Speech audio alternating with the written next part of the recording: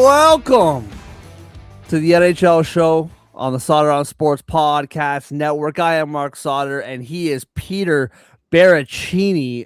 Praying that I got that last name right. I never practiced it in the mirror beforehand. Maple Leafs writer, along with me at the Hockey Writers, drafts, prospects.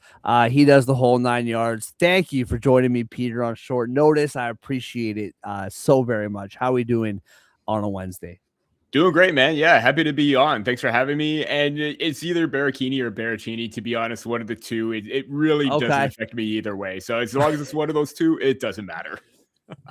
I hear you. Yeah. I mean, my name, it's like, if it's your own last name. And so it feels pretty straightforward. But like my last name, Sauter, I've had Sutter, I've had Suter, I've had Sauter, like try to pronounce the A and the U. I've had different it all. Soder. Yeah, 100%. So before we start, I have a hard-hitting question for you, and it is not relevant to the NHL at all. One trade in the books today, two potential trades that have yet to be approved by the player. Plus, of course, we cover a team that is not short of trade deadline storylines, plus the whole league on Friday. And we'll get into it all, but a hard-hitting question. I do something, or I put something on my ice cream that I love, that I have for a long time, and my wife makes fun of me for it always, and makes me feel like I'm the only one who's ever done this, or I was raised by like weird parents or something. Have you ever put jam on vanilla ice cream? All the time. Like strawberry jam? All the time. You do? Strawberry, raspberry kind of gets it. It kind of reminds me of that like whole DQ Sunday kind of thing, but not as good. But just as good as DQ, but it's all natural and everything like that. I thought you were going to ask what kind of toppings I put on it. I would crush up just a bunch of M&Ms, throw that on there. But you know what? A good jam that's nice and sweet with vanilla ice cream, it's the best. It's classic, right? It is classic. Maybe, I don't know. I don't know what I'm allowed to say in 2026, but maybe it's like a white person thing, which she is not. So maybe it is just like a white kid just putting jam on ice cream. I don't know. Even so, it just tastes good. It's good. It really does. That's the one thing. Like if you haven't tried jam on ice cream, it is something. It is something. It's just basically a sundae with a little bit of a sweeter topping to it. Yeah, you know what, man? I'm thinking about it now. Like I've seen her crush a cherry sundae from or strawberry sundae from McDonald's. Like, what's the difference? Yeah, it really isn't. And you know what? To me, I think it's a little healthier too. Because jam is all natural. You're not getting the processed stuff from McDonald's. You're probably right. Right. I mean, it's ice cream, so I don't know how healthy we're getting either way. But that's true. All right. That's something that it's been eating nice at me. Little, like I was about to say, it's a nice little, guilty pleasure kind of snack regardless. So I've been laying awake at night, like thinking about like how weird I must be to get such visceral comments about my jam on ice cream. But all right, so yeah, man, I want to talk about the trade deadline. Obviously there are a couple things happening today specifically, and we'll just kind of quickly touch on it. Obviously in the last couple hours it's come out that Parayko to Buffalo from St. Louis is in the works, has to be approved by Parayko. And Mackenzie Weegar from Calgary to Utah, always a player. He's had a tough time the last couple of years, the Flames have as a whole, but he's always been a player that I have personally really liked. He is heading to Utah as long as he approves it. The one trade that we do have in the books is Tyler Myers and future considerations heading to Dallas from Vancouver for a second round pick next season and a fourth round pick in 2029. The Canucks also retain half of the salary, leaving Tyler Myers owed $1.5 million both this year and next year. As somebody who also covers Dallas, I think this is a home run, like, for Dallas. Like, to me, there's a couple interesting things as far as what this will do to the defensive market come deadline time, and you actually tweeted about that earlier, and I'd be interested to get your take on it. As far as a fit in Dallas, to me, this is a upgrade on the trade deadline acquisitions that we've seen in the past, like getting like Labushkin or getting like Edmondson or getting one of those, third pair, second pair guys. To me, this is a high end. I know that sounds weird to say, but like a high end second or third pair guy.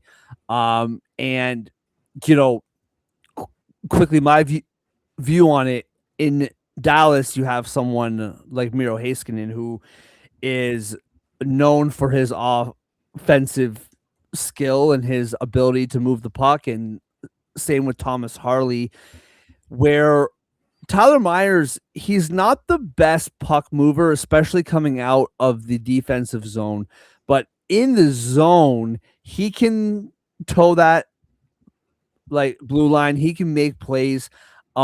He's big, dude. I didn't realize 6'7". He's older, 36 years old. And where I don't know what this ranks as far as importance, but he wanted to go to Dallas. Like, that was the one place where he wanted to go to. The reports are out there that he didn't say yes to any trade because he wanted to know if Dallas was involved, and they ended up being. So there's my quick 2 cents on it. What's your take on this trade? And from both sides, for Vancouver and Dallas, and a little extra bonus question at the end. Could they have gotten better? Like, it feels like a pretty nice price for Dallas. I was about to say, like, anytime you get a second round pick for like more of a defensive type of specialist kind of D-man, I think that's a win in itself. So I think Vancouver did very well. And considering the situation that they're in, where dead last in the league, they're up for like, possibly Gavin McKenna or Ivar Stenberg. They want to solidify that first overall pick. They want to get more picks. They want to add. They're basically going through that development stage, or like re-getting or recouping assets to improve their prospect pool a little bit more. They know they're not going to be competitive, so you might as well look to the future and go through that rebuild right now. They already have pieces in place, like Tom Verlander, Marco Rossi, Liam Ogren, Zibuyan, that they got for Quinn Hughes. They got a couple pieces in place, but this is where the rebuild actually begins as well.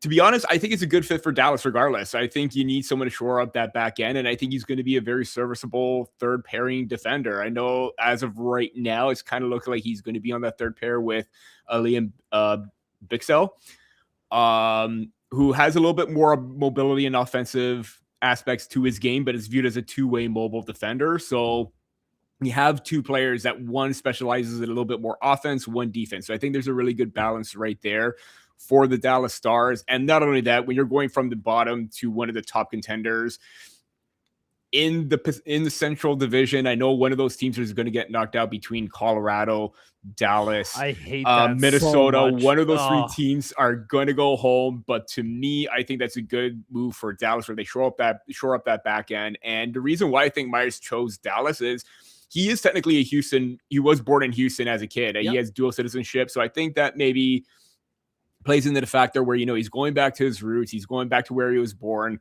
and possibly doing something that, he would love to do and possibly win a cup there. So I think that's a good move for him. It's a great move for the Canucks. And in terms of like overall like defensive market, again, I think that the second round pick is going to be great. But if you're looking for like other offensive defensemen or defensemen where people may not think you could get a first rounder, you got to wonder that those type of defensemen tend to get a little bit more attention because of their ability to put up points. Myers may not, but I still think that's a good get for Dallas and a good price to pay. Yeah, and I think, like Jim Nill has been very vocal for Dallas about not wanting to get players with contract or with term because, Jason Robertson, which it's so funny how like the media works, and this is our world, man, and you're constantly trying to create content and trying to think of things to, write about and talk about. When it comes to cities like Toronto, there's no shortage in smaller markets. It can be a bit trickier to kind of come up, and this conversation around Jason Robertson just won't go away. I never believed that they were going to trade him. I never believed that he didn't want to be there. All of the noise that was surrounding him, I really do, and I understand the cap issues that Dallas has. I just always felt like they were going to find a way to keep him. I just don't think you get rid of a player like that unless you go to the playoffs for 9 straight years and only win 2 playoff rounds, but that's a different conversation. But anyway, it's very open and out there that they don't know what's going on with Jason Robertson right now, so they don't want to handcuff themselves. To do this, you get a guy who has 1 more year. It's only $1.5 million. That's a pretty good risk to take. Yeah. I think at this point, if you're like Dallas, you don't want to just recklessly trade all your picks, but like this is the time is right now for them. I wouldn't say that they are in a cup window as far as like they have to win this very minute. I think like Rantanen is signed long-term, Ottinger signed long-term, Heiskanen, Johnston, Hintz. I can't remember how many years are left on Hintz's deal, but like they have a lot of their core guys locked up for quite a long time, like 2, 3, 4, 5 plus years. And obviously Jason Robertson will be getting at 7 years max. So, it's not like a win now. However, you don't really need a 4th rounder in 2029, Yeah. Like, and it's just time to get after it. That's like 2-3 years ahead. They could easily part ways with that because they know they're still going to be competitive. That's 100%. The thing. I mean, it could go south quickly, but with the way that Dallas is structured right now and the way that, they made the conference final the last 2 years, losing to Edmonton in both years, why not make a move, but not necessarily this one? It could be viewed as a little bit smaller, but why not take those big risks like they did with Rantanen and go for it, And don't forget, before that, they lost to Vegas in the conference final as well. Yeah. So it's been 3 straight years of like just on the cusp. And this is a different, conversation maybe for a different podcast, but I'll quickly get your opinion. Just is something that I find very fascinating. A lot of the conversation in the NHL this season, and rightfully so, has been the Colorado Avalanche and what they have done. And it's like tapered off, but they weren't going to be on a, 2 losses every 25 game pace for the whole season or whatever it was. I think the conversation around Tampa Bay has been really hot this year. I think those 2 teams have been very prevalent as like the 2 best teams in the league. Obviously, the conversation around the Carolina Hurricanes as well. Dallas has kind of very quietly become, in my opinion, the best team in the league. In my opinion, and if not the best, they just, I don't know why it doesn't feel like it's being talked about a lot. But this team, they win every night. And I don't know, man. I'm looking like you talk about how the Stars have lost to the Oilers in back-to-back years. The Avalanche have lost to the Stars in back-to-back years. Yeah. And so everyone's talking about Colorado, and again, rightfully so. But Dallas is really putting themselves in a position to finally get over that hump. Yeah, no, definitely. When you think of like top 5 teams in the league, you are thinking Colorado, Tampa Bay, Dallas. I mean, there's already the 3 right there. Carolina 4. You could have put Florida in there because they were the reigning Cup champs, but they're missing out on the playoffs right now too. So now they're going to have a new champ this year. The Stanley Cup is up for grabs. Who's going to step it up, kind of thing. And to me, it kind of feels like advantage Central Division because I feel like Edmonton got lucky because they relied heavily on McDavid and Draisaitl the last 2 years. May not be the case right now. So I feel like whoever makes it out of that division to the conference final or beats whoever their opponent is in the conference final, I think has that good chance of winning the Stanley Cup. Yeah. And I hate to have this conversation every single year, but I hate so much that one of those 3 teams is going to be bounced by the other in the first round. I hate it. I don't know your opinion on it. If you like, it was interesting. If it were up to me, just go back to 1v8. I've been on 1v8 for the longest time. Yeah, go back to that. It's so much better. You're not going to have a conference final matchup in the first round. I don't know what we're doing here. I really don't. It's ridiculous. Not last year. I think it was 2 years ago where the Eastern Conference just so happened to line up as the exact same. Mm-hmm. So like if it was like if you did 1 through 8, it would have been the exact same as what it actually was. That happens every once in a while, but for the most part, like Dallas, Minnesota, or if Minnesota leapfrogs and it's Dallas, Colorado again, or if it's Minnesota, Colorado, there's no way at all that should be in the first round. All right. Quickly, it's not official yet, as we said. At least I haven't seen it come through as official yet. But Parayko to Buffalo. I haven't seen what the package would be. I don't know what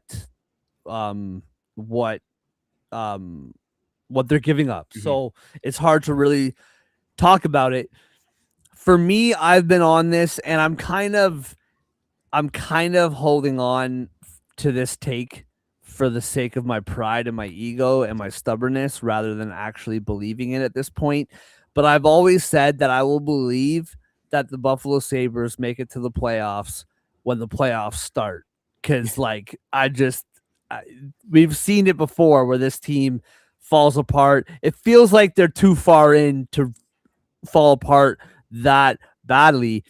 For me, I just really like that they're taking a stab at this. I don't know what kind of damage they will do when the playoffs come. I don't know how far they will make it. I think right now, if memory serves correctly, they would play Detroit in the first round, which would be such a fun, 2 teams who haven't made it to the playoffs in forever. Great hockey markets, great fan bases. Like that would be amazing. I don't know how much damage they'll actually do in the playoffs, but they're playing really, really good hockey. And to add a player of his caliber, I think is it's just a great thing to see because I think you could easily talk yourself into, listen, let's not rock the boat. Let's just ride with what we have and see what happens. And come the summertime, we'll kind of reassess. That's not what they're doing. Yeah, and even on our podcast too, we've talked about like how bad the Sabres have been year after year after year. It's one of those things where it kind of felt like, at some point something was going to happen where maybe they could take a stab, they could take a step forward. It didn't look like at the beginning, but then they found their footing. And now they're just on an absolute heater getting into the playoffs. And you know what? For them to possibly line up with Detroit, 2 teams that haven't made the playoffs in recent memory in like the last few years or so, I think it's going to be a great matchup because it's going to be desperation all around for both sides. And the way that Buffalo is approaching it too, I kind of like that they're taking a stab at this. I think that they have the prospects and the assets to give up in order to make this kind of deal. Now, that being said, I just haven't been a fan of Colton Parayko's game as of late, and Yeah, I especially during agree. the Olympics too, where maybe I did not like him. I didn't think he was one of the best defenders out there. I think they could have probably taken somebody else with a little bit more mobility. I know he's got the size. I know he's got the shot. And to me, I get he's got 4 more years, so you want to pay that money and to have him on that blue line that consists of a Rasmus Dahlin, Owen Power, Matthias Samuelsson, Bowen Byram. I know that Matthias Samuelsson had that contract and we were mocking it because of how quick it came to be, but he's having a good year right now. So you know what? Maybe Buffalo was on to something. For him to join that top 5-6 right there for the Sabres, I think that's absolutely fantastic because he is a menace to go up against. He's tough to beat one-on-one. He's got the shot. And for Buffalo to give up Rademirka and a possible, it's reported that it's Mirka and a first if the trade does go through. Those would be the key assets going the other way. Honestly, it's a good addition for the Blues because they would have Adam Jiricek, they would have Rademirka, both played on the Czech national team for the World Juniors, both have that chemistry going for each other. So there's a little bit of familiarity right there where they could stockpile picks, prospects, and go through their own rebuild as well. Initially, I thought that I didn't like the move at first, but I forgot Parayko's under contract. You need to give up that kind of assets for those years, and you're comfortable doing that. Totally get it. Is it enough to push them forward to maybe win a series? Possible. I mean, he does have something to his resume. He does have a cup when he won with St. Louis. But I don't know. For me, as of late, I just haven't been a fan of his game, but I do like the risk that Buffalo is taking. Yeah, and I think that it's kind of, it goes both ways, right? Where on the one hand, on the negative side of it is he only has 1 goal this season compared to 16, I believe, last season. His offensive production certainly hasn't been there. I'm with you. I haven't liked what I've seen from him this season. And with 4 years left, is this a down year, or is this kind of something that we're gonna see over the course of the next 4 seasons? It's like kind of hard to know. On the other hand, this team is finally starting to grow together, to build that chemistry.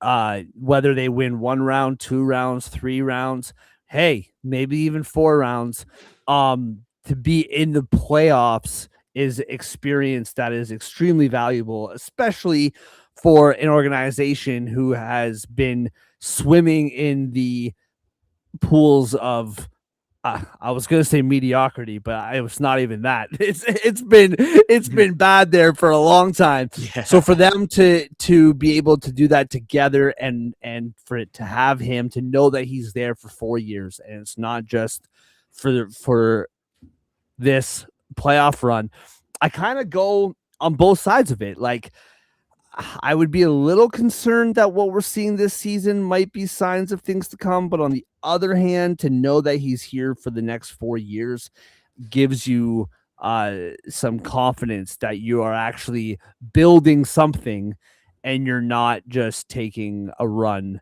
at a one-off playoff appearance. Yeah, and that's why they went for someone with term too. I think that's the biggest thing, and they feel like that with their decor right now and how improved Power has gotten. I know that there was conversations, but he hasn't looked good since being drafted first overall. Bowen Byram needed to change the scenery. He got that opportunity with Buffalo right now from getting moved from the Colorado Avalanche to the Sabres, and right now you're getting a little bit more of that size and that power on the back end as well, where you have the skilled guys already, but you now have a little bit more of a potential two-way threat with Parayko. Yeah. And, we even talked about Myers, how he's more of a defensive specialist. Obviously, you're looking to possibly regain that power and offensive production later on. Maybe that could boost him a little bit more. There is that little risk involved right there. And I think that it could open up a lot of things for the Sabres. I really do like that move. It's a possibility that it could lead to a deeper run. Who knows? But yeah, it's weird because it's one of those things where we weren't prepared for this kind of thing. We were, especially in the Atlantic Division, we were prepared for some movement in competition, but I don't think anybody had the Sabres being where they are right now. No. And now it's basically them against the world, where they're done being the joke, kind of like the Maple Leafs a few years back, where they were really bad. They were done being the joke. I mean, they're kind of still are in terms of playoff like results, but Yeah.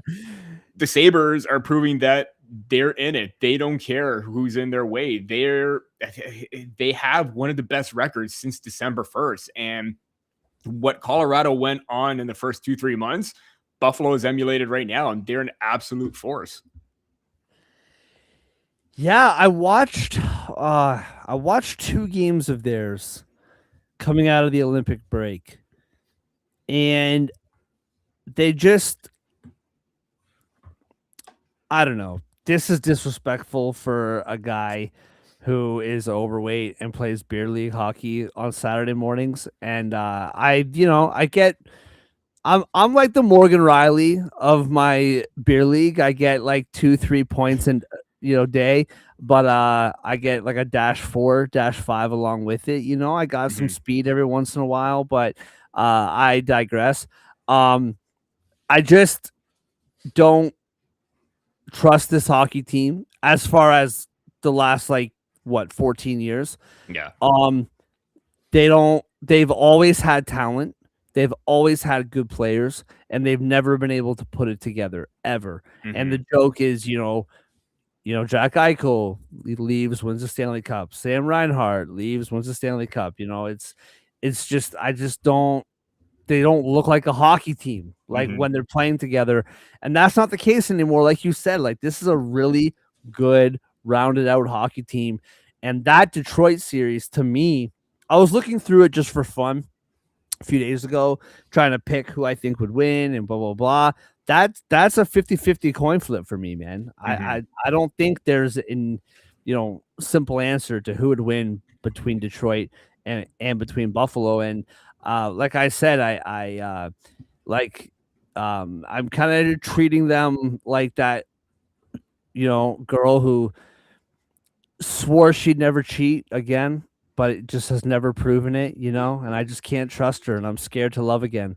But we'll see what happens with the Buffalo Sabres moving forward. As far as Mackenzie Weegar, this one I have less of an opinion on. I like it if it does in fact happen. I like it for Utah, kind of in the same vein as Buffalo, just doing something, like taking a shot at a good player who had a really good pedigree and kind of wasted away a little bit in Calgary the last couple of years. He's been known for his offensive prowess, more so than his defensive. But I don't have any firm opinion other than I just like the fact that Utah is just going out and doing something, because their playoff future is not in stone. They're right on that edge, right? So I just like that they made a move.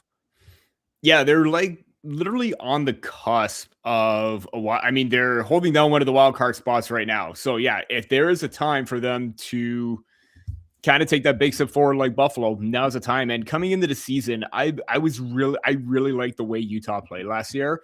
And I thought that they could be a really sneaky good team that could make the playoffs and definitely make some noise. And right now they've been doing just that. And why not make a big time splash and improve that defensive unit on the back end?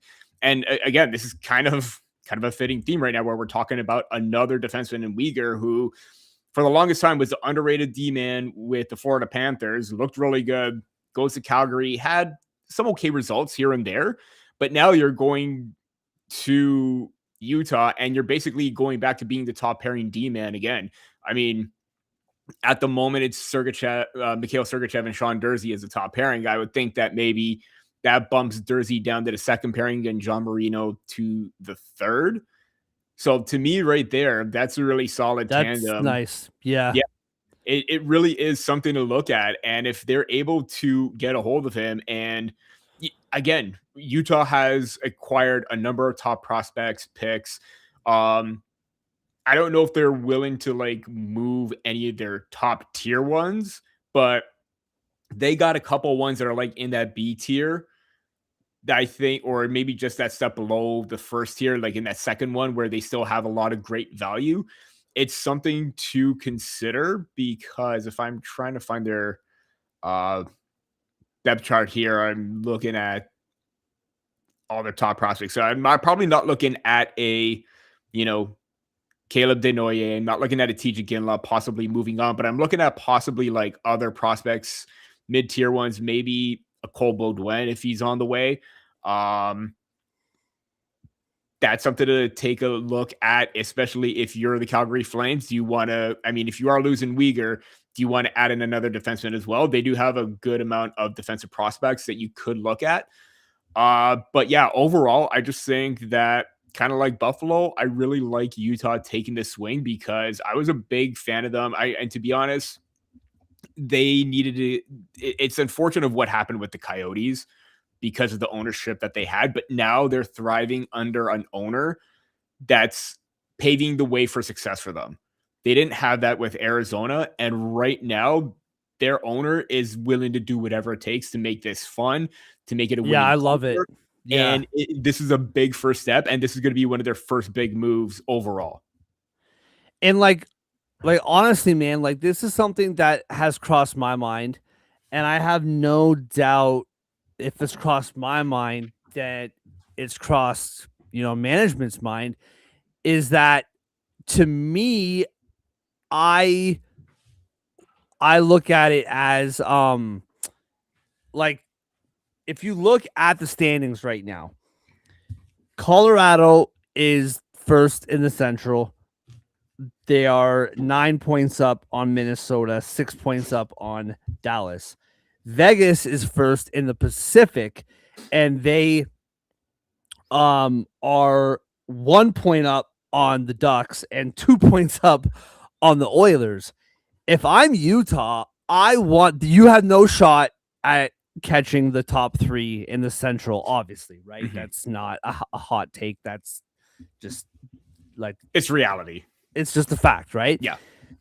I want to hold on to that first wild card spot with everything that I have, because what team I really like the Ducks. I think that I know everyone knows that they're fun and they can score and they got really good players, but I think they're actually a really good hockey team. They are. I'm looking at that Pacific Division right now.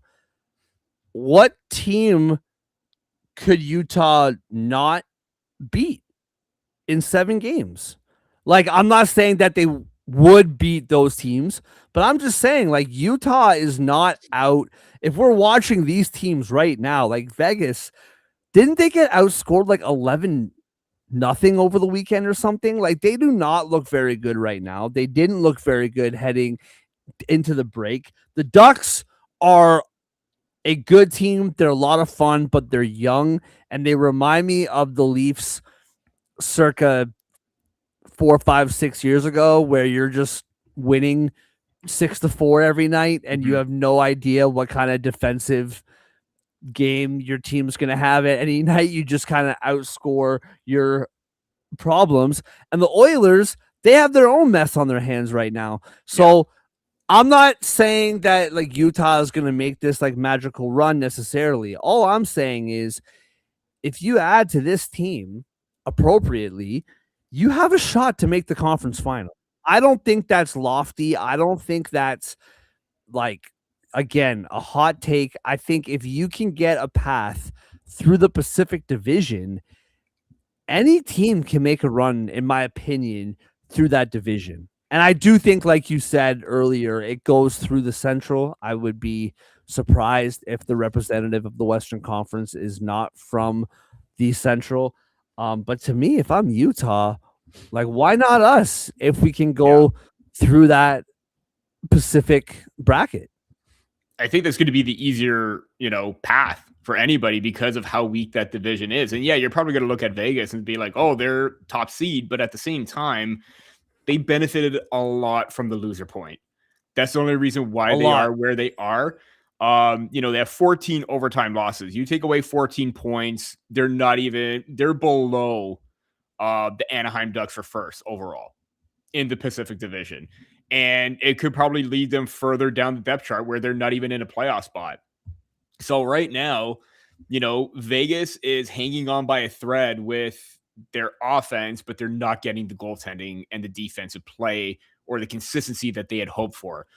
So yeah, and another good point too, Utah's benefiting from, the downfall of the Winnipeg Jets, because initially the last few years it's also been Colorado, Dallas, Minnesota, Winnipeg. Now you got a new contender right now in Utah, and they're not going to go out quietly. And I honestly, the Pacific is wide open, and whether Edmonton does make a push, because as you mentioned, they got their own problems. We've seen it where the goaltending is still a major issue. Yeah. I don't know how that's going to play out, because any opponent for Utah, I don't want to jump to conclusions, but I'm probably banking on a bit of an upset right now. And I know Seattle's in the third spot right now. They got a decent record. That's not gonna last, I don't think. I was about to say, I mean, it's great. I know that I think they made the playoffs in their first time around too. Yeah. But then fell off, and now they're back in it as well. Again, I feel like Utah's more of a threat than Seattle at this point. And 100%. It's just one of those things where, whoever their opponent could be, it's going to work out in the long run for them, because that's going to be an easier path. 100%. And I listen, no disrespect to Seattle, I would put money on the Kings figuring it out, or the Sharks continuing what they've been doing. I would bet on those two teams to figure it out and take that second wild card spot, then I would Seattle to hold on to it. That's just my opinion. I don't really know what Seattle is. I don't know their identity. I don't know what they're trying to do. You know what I mean? I just feel like it's just a bunch of players that are playing hockey. Are they defensive? Are they offensive? Are they relying on their goaltending? I don't know. Yeah. And you know what I mean? Speaking of Utah, Olli Mata is going in the other way in that trade for Weegar. So it looks like everything is going as is. As of right now, I'm seeing a lot of the. That's it? I there has to be more right now. Yeah. But I think he's one of the pieces going in the other way for Mackenzie Weegar. Okay. Yeah, interesting. Yeah, that's worth it. Obviously. Yeah. Love it. All right, let's move on. All right, yeah. To what you just said, to Darren Dreger is saying, for the legion of Iginla fans in Calgary, I'm told Tij Iginla is not involved. Yeah. That would be a high price to pay. Hashtag sorry. Yeah, I wouldn't like that. Because the thing is, with Utah, it's kind of similar to what we were talking about before. You're in the playoffs. I think they're on schedule. I even like this team. Their last year in Arizona, I was rooting for them to make a push, and they kind of fell off a little bit down the stretch. But this is nothing to sell the farm for. No. Yes, you can make it to the playoffs, but this is nothing to go crazy for. You don't need to sell off the farm to enhance your playoff positioning. Just win games down the stretch, make it in, and kind of see what happens. All right. Moving on to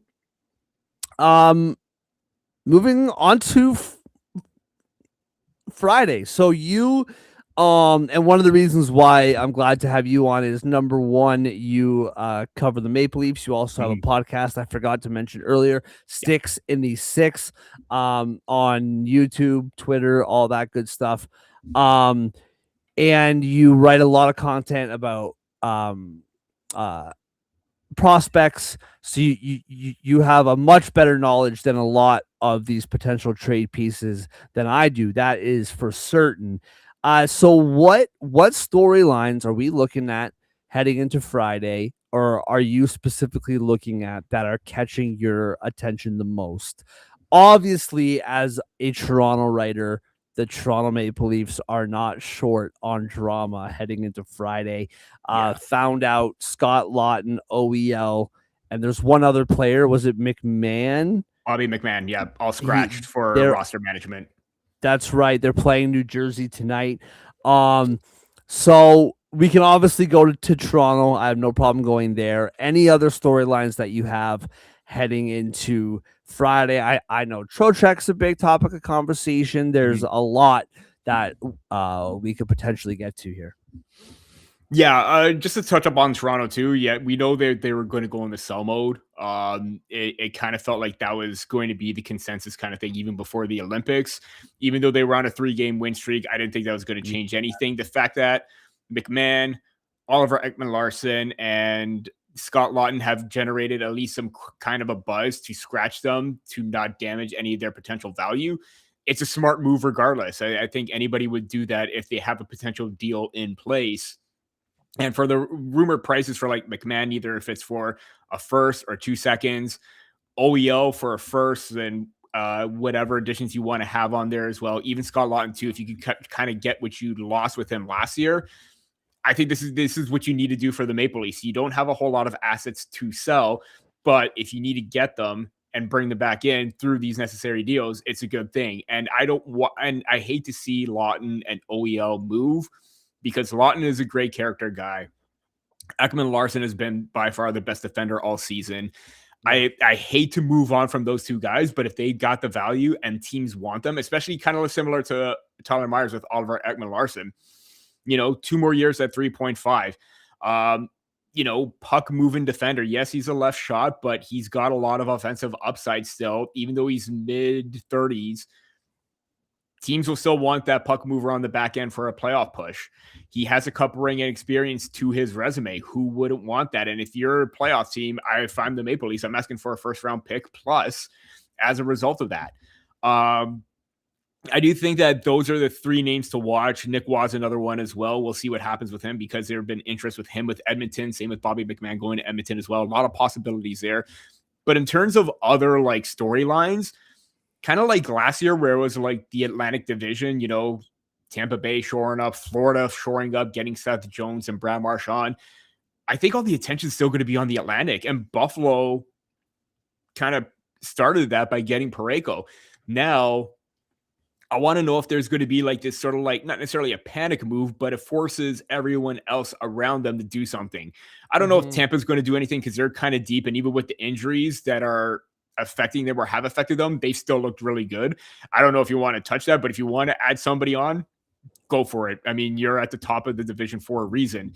Buffalo, if they wanted to add somebody else, I kind of get that. But now you look at Montreal, you look at Detroit, it kind of pushes them to do something. Montreal needs a goaltender.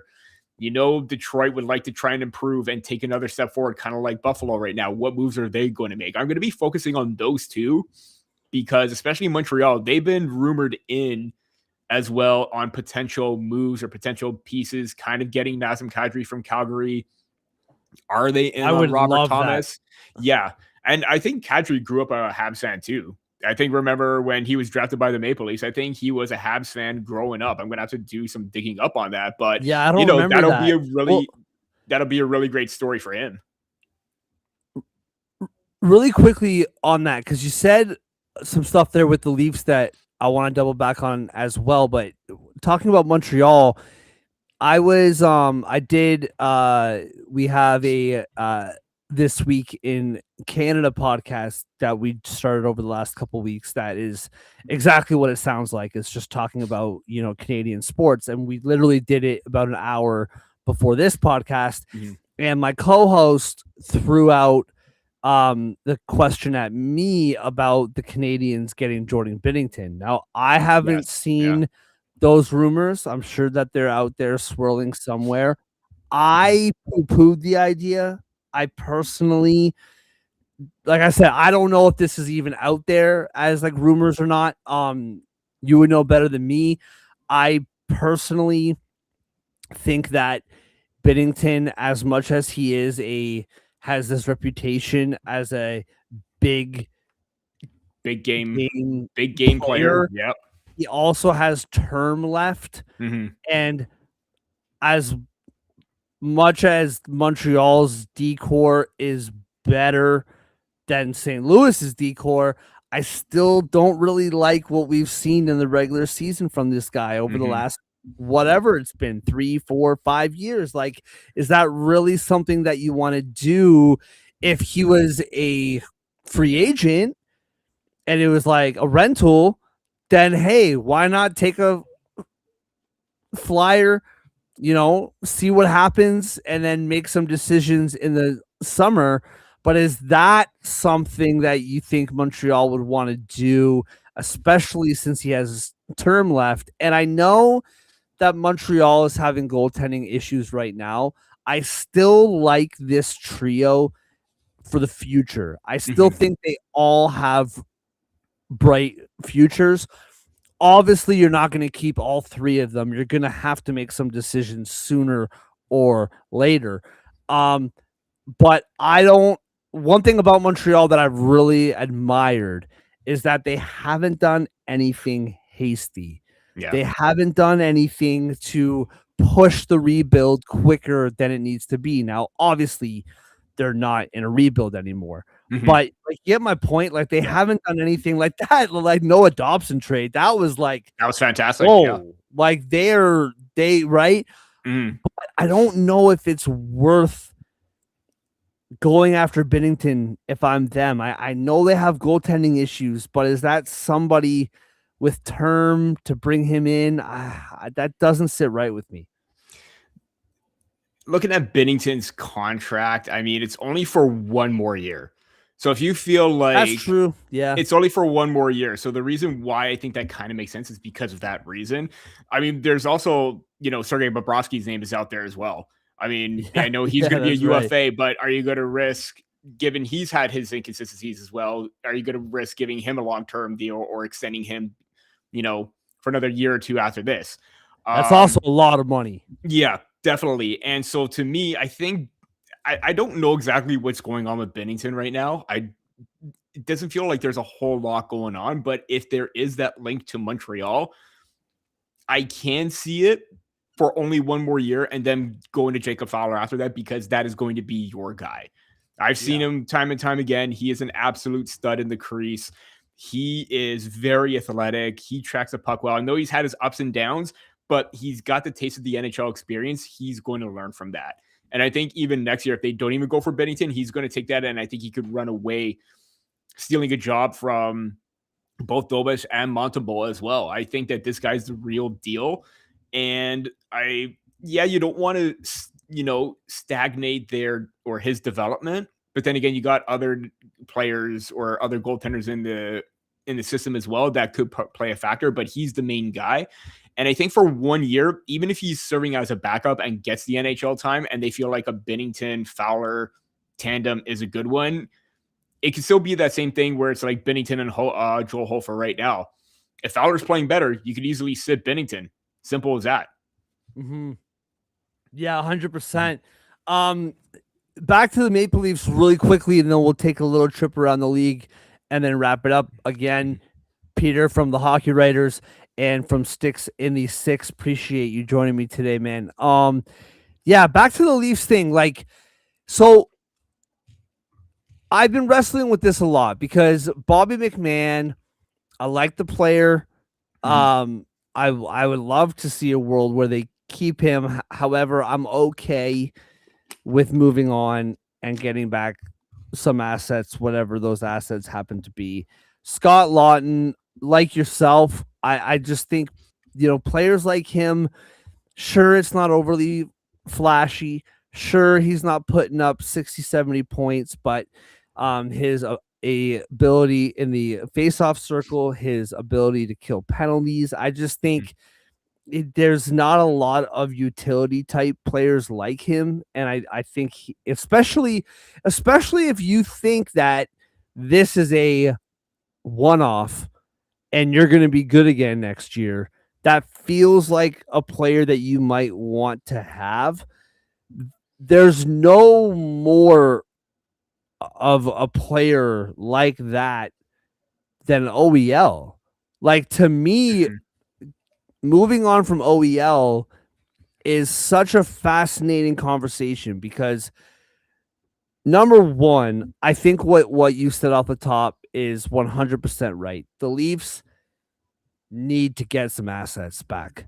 Like they have been selling, or yeah, no, like buying, Previous years, yeah. and they need to get back Mm-hmm. some assets. And like OEL is your best chance to do that. I completely understand that, and I do see that. On the other side of it, if you're good again next year, you might want to have a guy like OEL on that Yeah. blue line. Mm-hmm. You know what I mean? And if Chris Tanev does come back like they say he's going to be ready for training camp, if he comes back healthy and he is there for the whole season, unfortunately, I will believe it when I see it from Tanev. That's pretty serious injury to come back from at his age. We'll see what happens. Yeah. Tanev just feels like a guy that you really want to have. Mm-hmm. But back to the other side of it, you're probably never going to sell higher on him than you are right now. And so, like, I keep going, and people ask me, like, friends of mine, people ask me, what would I do? And I'm like, honestly, man, I have no idea. Mm-hmm. Like, because I just keep going back and forth in that kind of, you know what I mean? Like, it makes sense to trade him.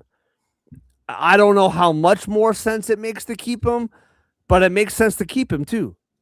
Yeah, and that's why I was torn about OEL, because initially when the rumors started coming around with Bobby McMahon about, possibly getting a first, 2 seconds, same price as Kiefer Sherwood, I'm like, okay, that's great value. But, then like about a week or so after, I started hearing some rumblings about OEL and the potential that he could bring. And he instantly fits the mold of what you want in terms of bringing in assets back.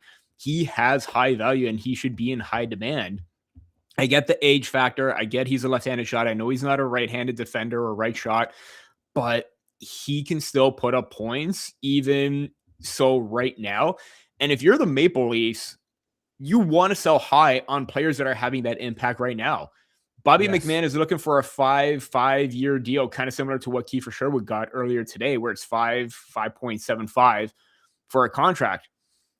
To me, I get the cap is going up, but to me, that's a bit of a risk for a guy that's only had 1 or 2 good seasons and could tail off after that. And, that's only going to be his only good seasons. OEL, we know what he is, a 30, 40 point guy, looking really good right now. Is he going to be that 2 years or even next year down the line where he's going to be a UFA, or he's got another year of being a free agent down the line, and maybe his plays diminish and you're not going to get that high value back?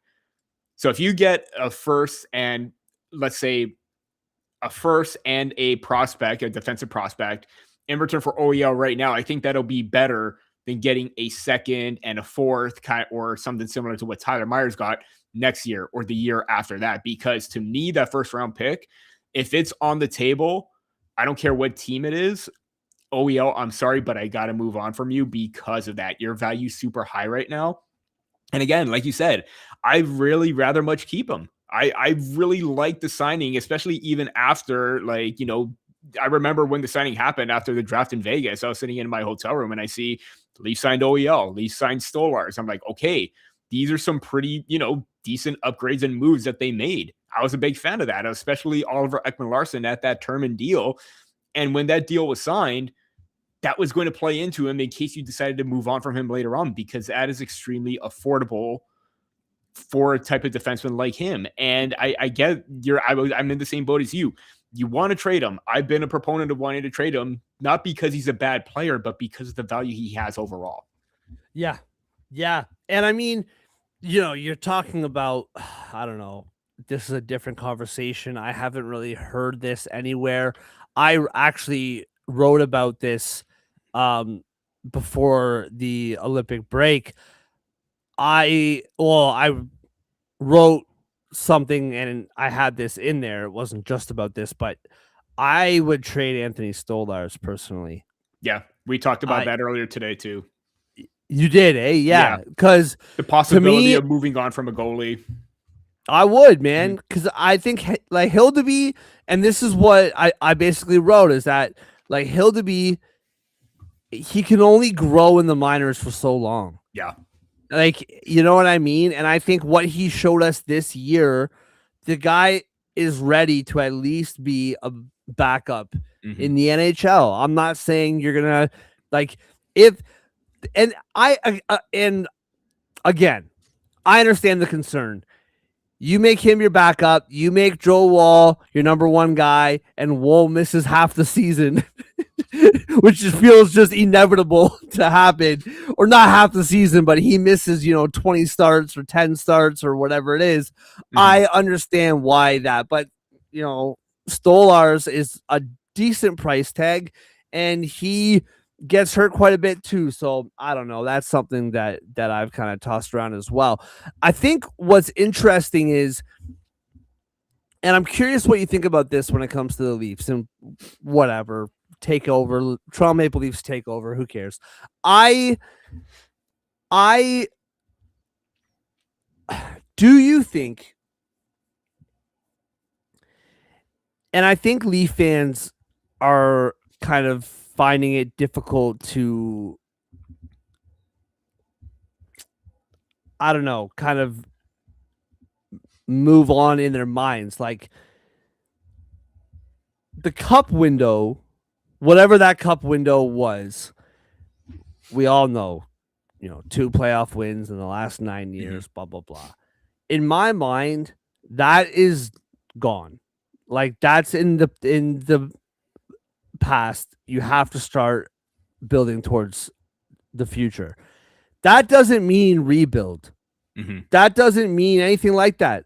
Like Nylander's here for another 8 years or 7 years, I guess, after this year.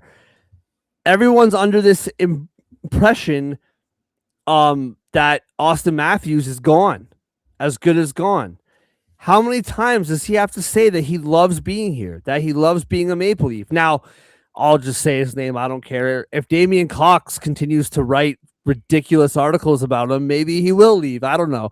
But, I just, do you think that Leaf fans and even the Leafs are trying to act with kid gloves with this roster because they're scared that like Austin's going to leave and everything that we've worked towards is now gone? Like, what if you do trade, like you said, OEL for a first and defensive prospect, and you move these players for whatever prospects for draft picks, and in 2-3 years, boom, you're ready to compete at a high level again. That doesn't mean that you'll miss the playoffs next year. That doesn't mean that you'll miss the playoffs ever again. It just means that you're not going to be putting up 100+ point seasons year after year like you were before. I just feel like for whatever reason, everyone's so scared to admit, like, okay, we have to change the mindsets that we've been in as fans and like management for that matter. And whatever the Leafs decide to do, it doesn't mean that Austin Matthews is going to leave. Yeah, and you don't want to compare the situation, what the Maple Leafs are in right now, to the Washington Capitals with Alex Ovechkin, but it took years before Ovi won a championship, and then they won it in 2017-18. So again, different situations, different storylines, but star player in his own right, winning a championship later on. It doesn't mean that if you're out of that so-called window, it's not possible to never win a Stanley Cup. But having said that, I think there's a lot of the skepticism revolves around the fact that he signed a 5-year deal, then he signed a 4-year deal. I think because it's not the long-term extensions like the 7-8-year deals, I think that's what maybe a lot of people may have that hesitancy with, and they fear that he's going to leave because it's already creeping up right now, because it may lead to that McDavid, ultimatum where you get like 2 years to try and build this. If you haven't, then what's going to happen after that? Am I going to walk? What's going to be the plan after those 2 years? So I think the Maple Leafs, I mean, it was reported a couple weeks back that Austin Matthews is going to be in it for the retool. So there's a little bit of reassurance right there that he is in this and he wants to see this team succeed. That should be a little bit of a calm selfishness towards or putting water over the fire a little bit right then and there. But if you're the Maple Leafs, similar to the Edmonton Oilers, you got to have a plan in place, and you got to talk to your captain and be like, hey, how do we want you to have a say in this? What do you want? What do we need? How do we go about this? Similar to like McDavid in Edmonton. That's your captain. That's your star player. That's the team you're building around. You want to keep him in the loop. You want to keep him happy.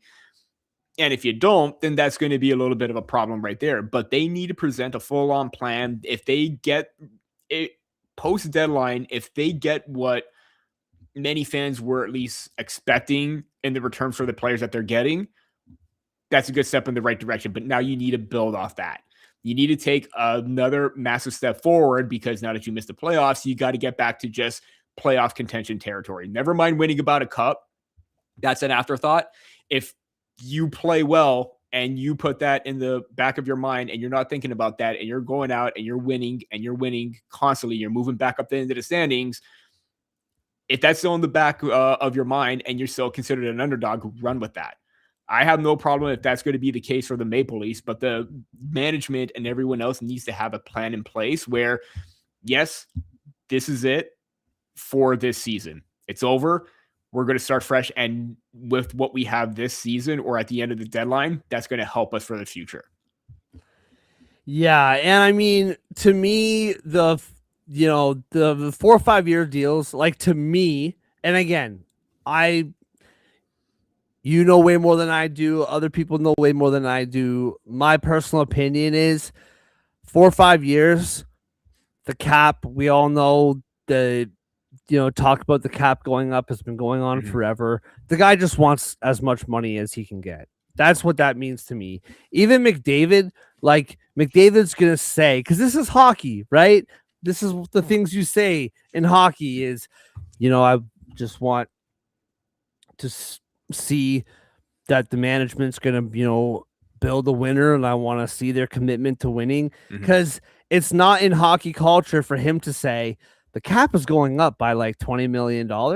And so I want to sign 2 years so I can make $20 million a year on my next contract. Like, you know what I mean? That's not like a hockey thing to say. Like, so even what McDavid said, even like Matthews and these short deals, maybe I'm just kind of skeptical by nature, but to me, or like pessimistic by nature, but to me, that's just a play for more money is really all it is. And I don't really question the loyalty behind it. But all right, before we move on, or not move on, before we wrap it up, got to talk to you about Vincent Trocheck.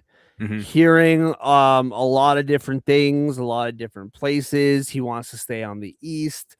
Apparently the Kings wanted him, and different West Coast teams wanted him. He wants to stay on the East Coast. Apparently Minnesota has really wanted to grab him. Anything that you've heard about Vincent Trocheck and anything that you think about Vincent Trocheck? Again, with the Rangers, it just feels like they need to just get rid of anybody of the old guard. Just move on. I know you have Shesterkin for the next 8 years, and that is a very frustrating part of this. But this roster is not making it to the playoffs next year. They're just not. So I don't know. I feel like it would be a disservice to that stupid letter that he wrote to not trade Trocheck and get what you can for him. Because he's another guy that his value is not going to be as high as it is right now, in my opinion. Yeah, I mean, it kind of feels like there's like some traction with Trocheck, but then nothing amounts to it afterwards. So it kind of feels like it's in that limbo state where you don't know what's going on. You know the Rangers are trading him, but there hasn't really been much in terms of moving the needle forward. Now, there's some like rumblings that I'm seeing of like, or reading up on, the Wild, the Red Wings.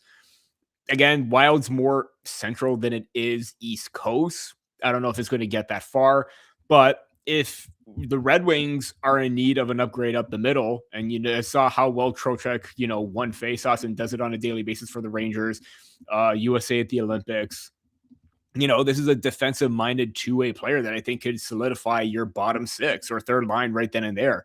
I think it's an upgrade that I think any team would want, especially if you're the Red Wings at this point. If you're looking to make a move, I think that's one that you can probably try and make it manageable, because again, if like you're looking at moving like a prospect for Trocheck, the Red Wings have plenty of prospects that I think they could part ways with, especially if they're ones that are like, undervalued or have a lot of upside that's not being talked about. I think that's something you could look at. But overall, I think with Trocheck, I don't want to say I'll believe it when I see it because of like the hearsay of everything here and there. But if I do agree that the Rangers need to complete the rebuild or sell off everything. I know that, they already dealt with Panarin. That's already in the books. If you move off from Trocheck, I think that's another thing that you look forward to. And it's just one less thing to worry about.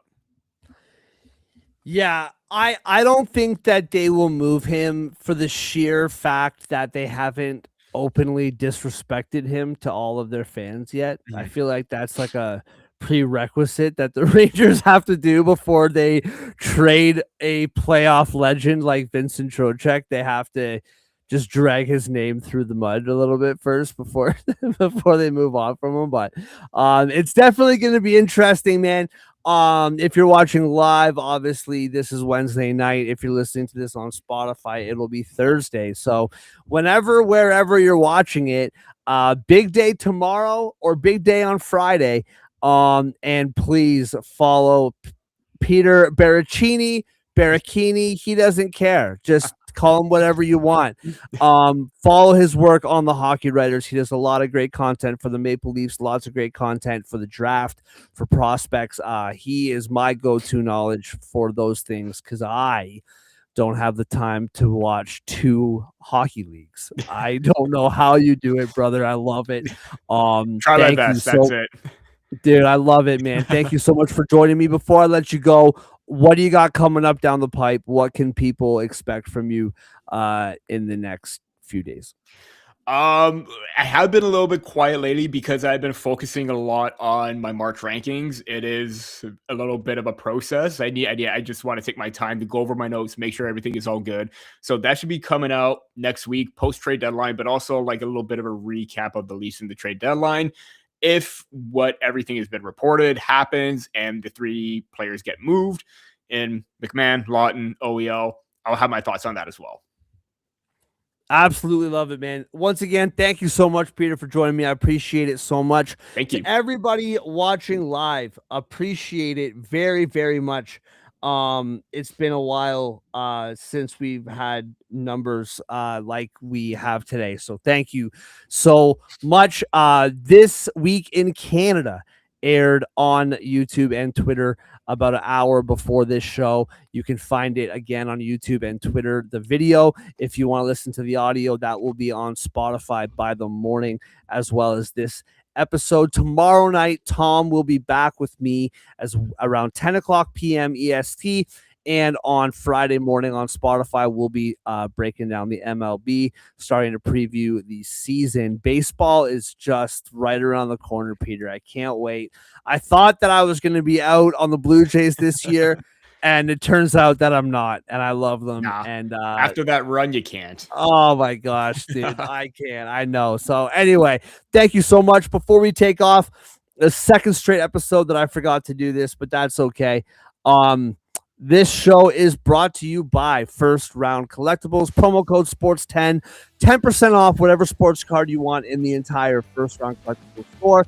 FirstRoundCollectibles.com, promo code SPORTS10. Total Apex Sports, Total Apex Media. Everybody have a great night. We'll see you tomorrow night. Until then, see you next time.